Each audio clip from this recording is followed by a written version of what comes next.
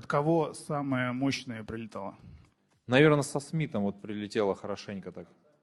Да, то есть я... Причем самое интересное, что я этот удар видел. То есть я уходил и видел его. И он так прилетел, вот как, не знаю, как молотком в сковородку. Получается, знаете, если бы не видели, скорее всего, был бы нокаут. если, конечно, если ты не видишь удар, и тем более он сильный, то как удары судьбы, если ты их не видишь, они самые такие Ну вот мы и плачевные. нашли этот момент. Тогда еще один вопрос. У Бетербиева говорят, что просто невероятная мощь, все нокаутом победил. Но про Головкин также говорили, пока он не встретился с Альваресом. Что вы думаете насчет мощи Бетербиева? Это все-таки миф или действительно это может быть человек, который снесет всех, кто с ним встречается? Не, у него действительно очень сильный удар, он действительно обладает такой нестандартной физической силой. Барына белек. Салту жаңы жылдык Остор акциясы.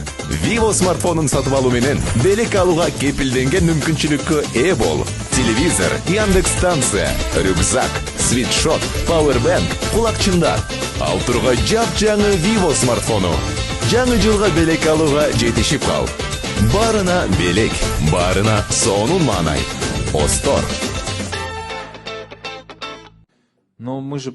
Вот за что я люблю бокс, за что я обожаю вообще этот вид спорта, потому что это не легкая атлетика, где ты должен быть быстрее, там, да, либо легкая атлетика, либо марафон, где ты должен быть выносливее, либо там штанга, где ты должен быть техничный и сильный.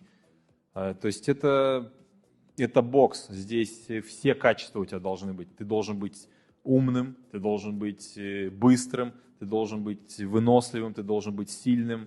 То есть вот эта вот комбинация качеств у каждого боксера разная. У кого-то что-то преобладает.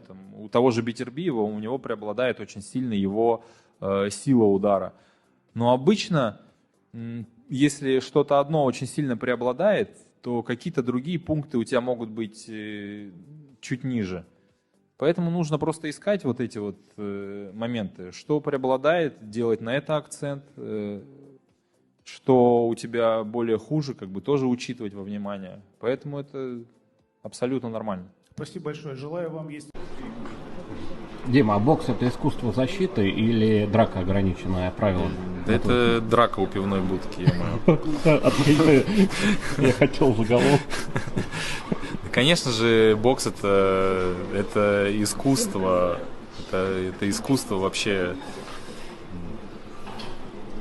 искусство разговаривать при помощи рук. Там. При помощи жестов? При помощи жестов, да.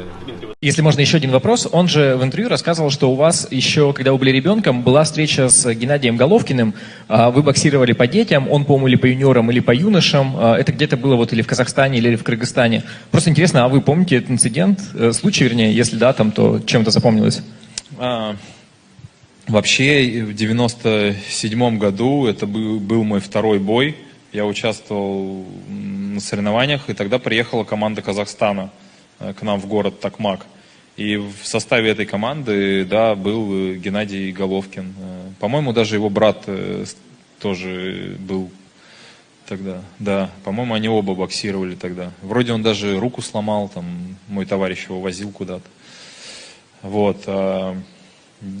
Я тогда провел один бой только на этом турнире. Ну, это так, это вне рамках этого турнира сделали для детей, таких как я, там, да, для 7-летних. Там. То есть перед началом соревнований вот, прогнали детей, потом уже основные участники боксировали.